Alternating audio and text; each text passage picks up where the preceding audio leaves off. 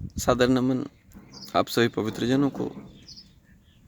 भाव से किया हुआ हर कार्य हर पल सफल ही होता है। हम यदि जिस भाव से जिस कार्य को करते हैं उसमें उतनी ही ऊर्जा हम समाहित करते हैं और हमारी उस ऊर्जा के द्वारा, चूँकि भाव तो हमारा पहले से पवित्र है, तो उसमें वो जो ऊर्जा आती है उस ऊर्जा में पूरा का पूरा नियंत्रण परम सत्ता का होता है। आपका सिर्फ भाव है, आप कुछ भी नहीं कर रहे हैं उसमें। आपसे मतलब किसी से भी है, आपका सिर्फ उससे भाव जुड़ चुका है। और अब आपका जब भाव जुड़ जाता है, बिल्कुल उसी तरह से जिस तरह से अग्नि के पास में हम लोग बर्तन रखते हैं ना, चूल्हा है तो चूल्हे के ऊपर हमने बर्तन रख दिया, अब अग्नि जल रही है, नीचे से ऊर्जा आ चुकी है, अग्नि जल रही है। अनाज कुछ भी नहीं कर रहा है, पानी उसमें डाल के हमने चावल पकाने के लिए रखा है, अनाज चावल के रूप में और पानी जल रखा हुआ है। अभी बताइए कि अनाज ने पकने के लिए क्या किया? कुछ भी नहीं। पानी ने अनाज को पकाने के लिए क्या किया? कुछ भी नहीं। पका कौन रहा है? अग्नि, भाव। उस भाव से तैयार जो ऊर्जा होती है ना, अलौकिक होती है। आपका सारा का सारा क्रम उस भाव से तैयार होता है। किसी के लिए वो निरर्थक दिखाई दे सकती है, सार्थक किसको दिखाई देगी?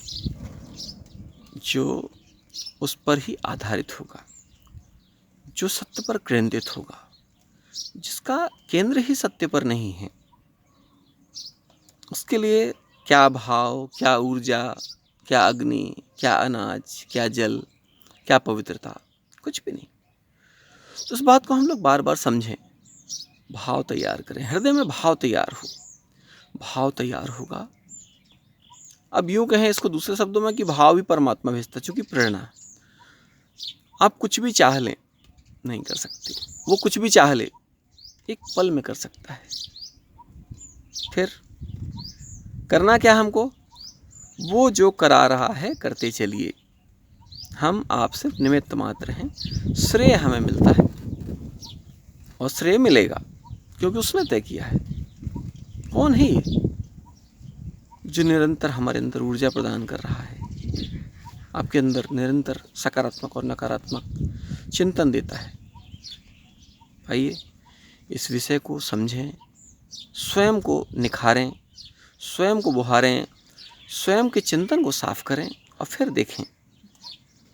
हम लोग कहते हैं ना, बहुत दिया देने वाले ने तुझको, आंचल ही न समाये तो क्या कीजिए। वो देने वाला तो दिन रात दे रहा है, निरंतर दे रहा है। हमारी झोली ही फटी हुई है। एक मटके में पानी डाला जा रहा है, मटके में छेद है, कितना पानी डालेंगे? बिल्कुल वही है।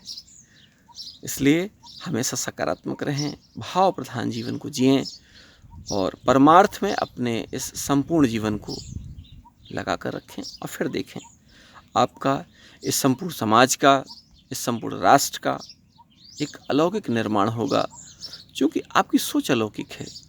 जय माँ भद्रकाली, धरती माता की जय, भद्रकाली माता की जय, आप सभी पवित्र जनों की जय।